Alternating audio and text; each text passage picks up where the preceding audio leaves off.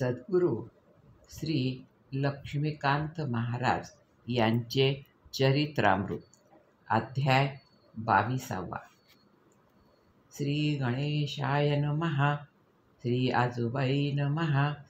मागील कथेच्या अध्यायी लक्षचंडी यागाची इच्छा सद्गुरुरायांची कथियेली विस्तारे. सूत विचारी श्री गुरुंसी इतर यागाऐवजी लक्षचंडीच का व्हावी विस्तारुनी सांगावे. सद्गुरु झाले शांतचित्त, घेतला सुताच्या मनीचा ठाव. म्हणाले लक्षपूर्वक त्वा करावे श्रवण. जनकल्याण आणि विश्वशांती, राष्ट्रोद्धार आणि राष्ट्रसुरक्षा हे प्रमुख उद्देश मी कथियेले असे पूर्वी.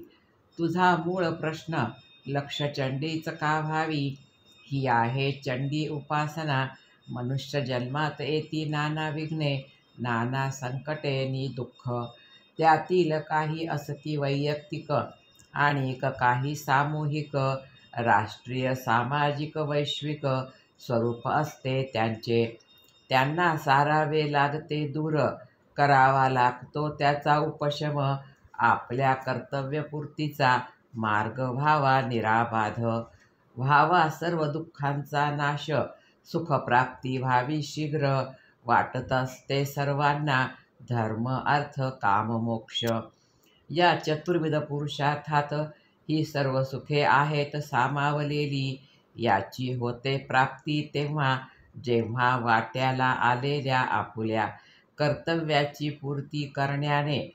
म्हणून सर्व दुःख निर्मूलनास, सर्व सुख प्राप्तीस कटिबद्ध आहे वेद संस्कृती.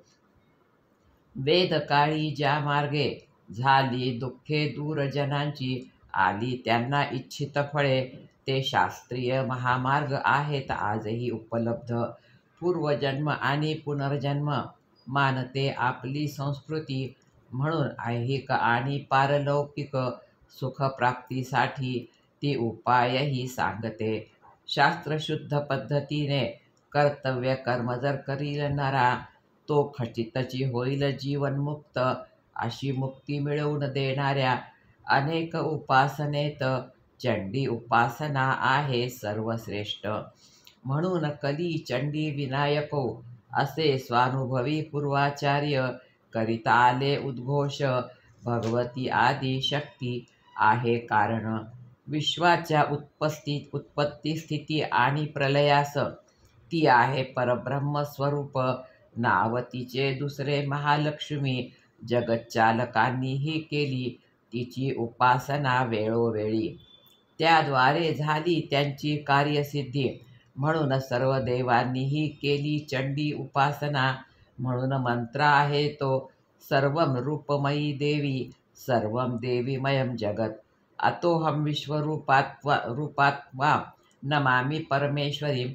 वाचावी सूत संहिता यासाठी ब्रह्मा विष्णू महेशासह इंद्र वरुण यम वायू अग्नी कुबेर विश्वकर्मा अश्विनी कुमार आदित्य वसु रुद्रगण ऋषीमुनी अप्सरा नाग गंधर्व यक्ष किन्नर राक्षस दैत्य आणि ज्ञानीजन नित्य भजतात चंडिकेसी. म्हणून ही चंडी उपासना आम्हीही केलीच पाहिजे. नवचंडी, शतचंडी, सहस्त्रचंडी, लक्षचंडी, कोटीचंडी अधिकस्याधिकं फलम्. लाभेल त्याने निसंशय, मात्र ध्यानी ठेवावे. कर्म विधिवत व्हावे, झाले जर अकर्म दुष्परिणाम त्याचे भोगावे. ऐकूनही गुरुवाणी सूतधन्य जाहला. मिळाली ऊर्जा मनाला, लागले सर्व कामाला. सोडू या संकल्प लक्षचंडीचा, आई करून घेईल तिच्या कार्याला.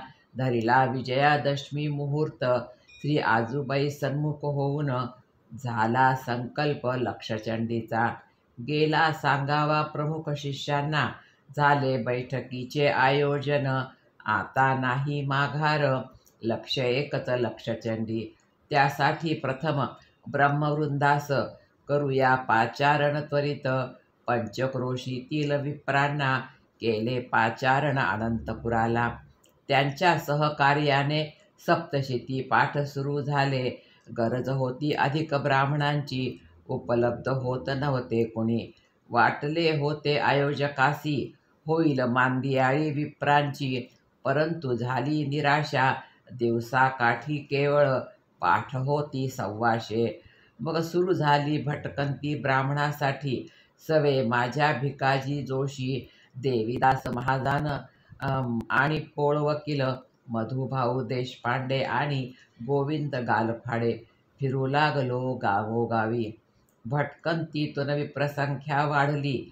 पाठसंख्या 400 झाली. प्रतिदिनी वाढूच लागली. तरीही गणित जमेना, कारण ब्रह्मवृंद टिकून राहीना. 9 मास सरले, पाठ 40,000 झाले. 60,000 पाठसंख्या शेष होती अजून. उत्तमराव पिंपळे नोंदी ठेवी पाठांच्या, म्हणाले अशा गतीने 2 वर्षे हवीत अजून. पाठ आटोक्यात आल्याशिवाय काहीच करता येईना.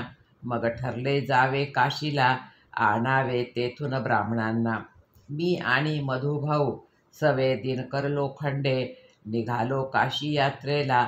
तिथेही झाली निराशा, दक्षिणेचा मोठा बोजा ठेविला पुढे विप्रांनी. काळ व्यतीत होत होता, मार्ग दृष्टीपथात नव्हता. मग ठरले जावे उज्जैनीला, तिथे मिळतील ब्राह्मण.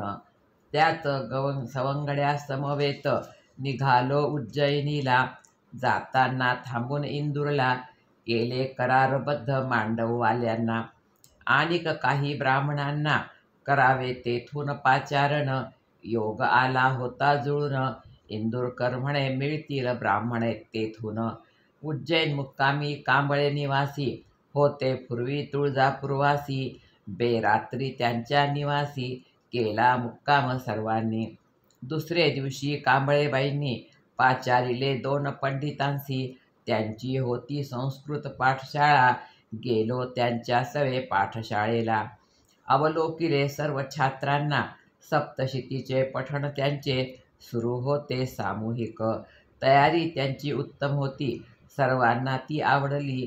झाला संवाद मग पंडितजीशी. प्राथमिक बोलणी ही यशस्वी झाली. 35 पाठार्थी सिद्ध झाले. आणवा मुक्कामी येण्याला. बस त्यांच्या येण्यासाठी केली निश्चित ते वेळी. आता संख्या 150 विप्रांची पाठासह प्राप्त झाली. पाठांची संख्या वाढू लागली. आनंद झाला सर्वांसी.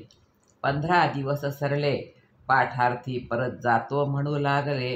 गेले परत उज्जैनी. संख्या परत रोडावू लागली. गती पाठांची मंद झाली. निराळ्या योजनाही होऊ लागल्या असफल. सावट निराशेचे गडद झाले सर्वांवरी. चिंता क्रांत समिती पूर्ण हातोत्साही. या सर्व घटनाक्रमावर होते महाराजांचे अचूक लक्ष. जीर्ण शीर्ण या शरीरात पुन्हा प्रगटले चैतन्य. भाकली करुणा चंडीची, म्हणे आई आंबेसी. राखावी लाज या दासाची. रामचंद्रसुत आजूबाई कुळाशी संबंधित. सद्गुरूच्या लक्षचंडी यागाची कारणमीमांसा कथियली. संकल्प सिद्धीत श्रीगुरूंच्या बाधा अनेक प्रकारच्या. तरीही निर्विकारपणे आचरण त्यांचे असे. इति श्री लक्ष्मीकांत महाराज चरित्र कथामृत लक्षचंडी कारणमीमांसा द्वादशोऽध्याय समाप्तः. श्री लक्ष्मीकांत महाराज की जय.